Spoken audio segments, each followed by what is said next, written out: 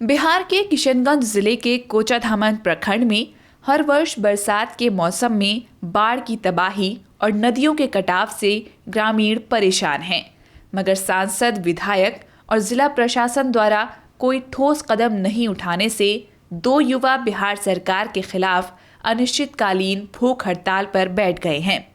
पिछले 2 दिनों से दो युवा जिला परिषद सदस्य नासिक नादिर और समाज सेवी शंभू यादव कोचाधामन प्रखंड की डेरामारी पंचायत में 2 सूत्री मांगों को लेकर भूख हड़ताल कर रही हैं। नासिक नादिर का कहना है कि बरसात के मौसम में खासकर कोचाधामन प्रखंड में बाढ़ से अधिक तबाही होती है। इसमें अब तक दर्जनों गांवों के धार्मिक स्थल, मंदिर, मस्जिद व सरकारी विद्यालयों के साथ साथ सैकड़ों गरीबों के आशियाने उजड़ चुकी हैं। इसके अलावा किसानों की सैकड़ों एकड़ खेती योग्य भूमि नदी के गर्भ में समा चुकी है, जिससे ग्रामीण गांव छोड़कर पलायन के लिए मजबूर हैं। मैं विधानसभा भी लड़ा था, उसके बाद जिला परिषद चुनाव लड़ा।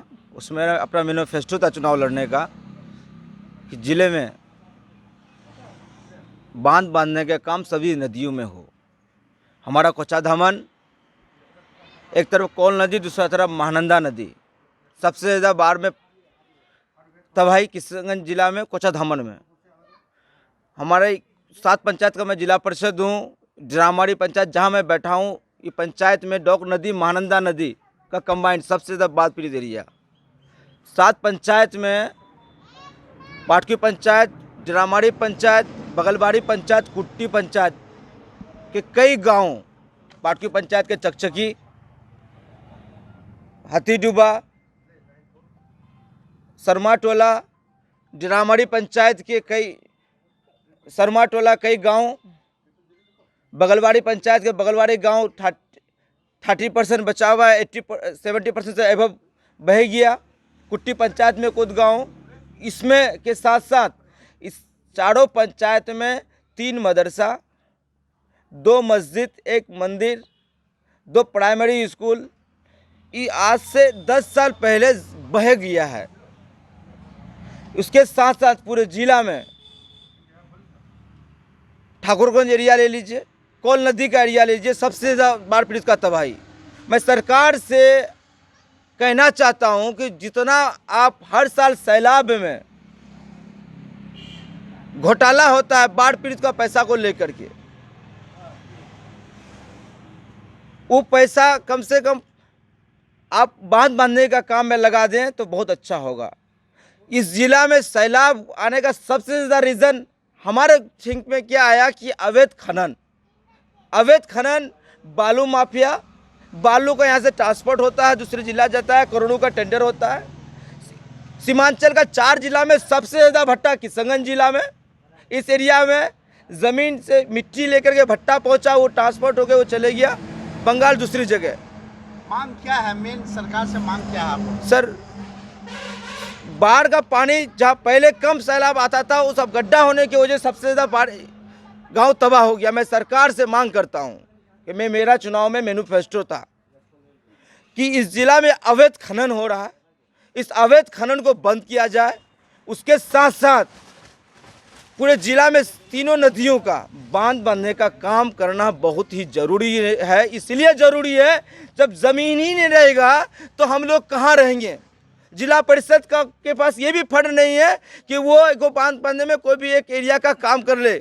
मैं क्या कर सकता हूँ जिला परिषद होके? मैंने सोचा कि मैं कुछ नहीं कर सकता हूँ, कम से कम भूख हड़ताल में गरीबों के हित के लिए मैं खड़ा हूँ।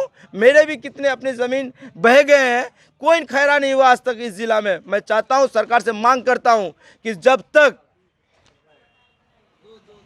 मैं इस मुद्दा को सरकार संज्ञान में नहीं ले, मैं कितना दिन भूख हड़ताल में रह सकता हूँ।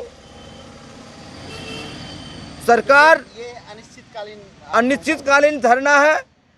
मैं पहली बार, मैं शुरू से भी सिस्टम के खिलाफ काम करता हूं। यहाँ के पदाधिकारी लूटने का काम करते हैं। यहाँ के पदाधिकारी आश्वासन देकर जाते हैं हर साल सैलाब में कि काम हो जाएगा, काम हो जाएगा, काम हो जाएगा। कब काम होगा? मैंने सोचा कि नहीं, बरसात ख़त्म हो गया।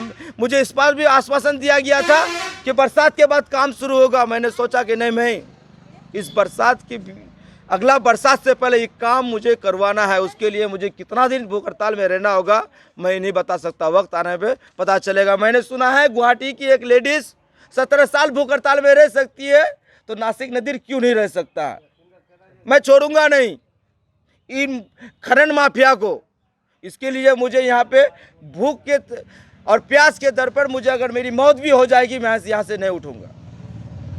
अनशन पर बैठे दूसरे व्यक्ति शंभू यादव ने कहा कि प्रशासन द्वारा सिर्फ नदियों में बांध बांधने के लिए आश्वासन ही दिया जाता है, लेकिन आज़ादी के 75 वर्ष पूरे होने के बाद भी आज तक कोई भी सरकार और जनप्रतिनिधि ने इस इलाके में नदियों की तबाही रोकने के लिए कोई प्रयास नहीं किया है। सबसे ज़्यादा ये है जनता कि मैं दावे के साथ और कागज़ के प्रूफ के साथ मैं लगभग 200 से 500 परिवार का मतलब मैं लिस्ट दे सकता हूँ। मेरे पास लिस्ट अवेलेबल है जिसका कि मतलब नदी कटान में जिसका घर पक्के का घर बह चुका है उसको आज तक मुआवजा नहीं मिला है।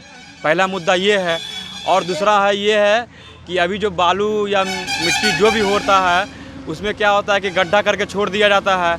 दिन को तो सरकारी सिस्टम के हिसाब से काम होता है, लेकिन रात को चोरी छुपे 10-20 ट्रैक्टर 50 ट्रैक्टर बालू मिट्टी सभी लोग देखते हैं, जानते हैं कि रोड में गाड़ी जाती है, उसका सरकार के पास कोई रिकॉर्ड नहीं है, वो गैर कानूनी है। जो आपको मिट्टी माफिया है, बालू माफिया है। और इससे एक और नुकसान ये भी है कि दिन पर दिन हम लोग को जो किशनगंज ज़िला है वो 250 रुपया 300 रुपया में लोग गरीब को मिट्टी खरीद लेते हैं। इससे क्या है कि मिट्टी का एक सौदा होता है, ज़मीन का एक सौदा, ये बहुत गलत बात है। भारत हमारी माता है, धरती माता है। मिट्टी का जो सौदा हो जाए इससे नुकसान क्या होता है?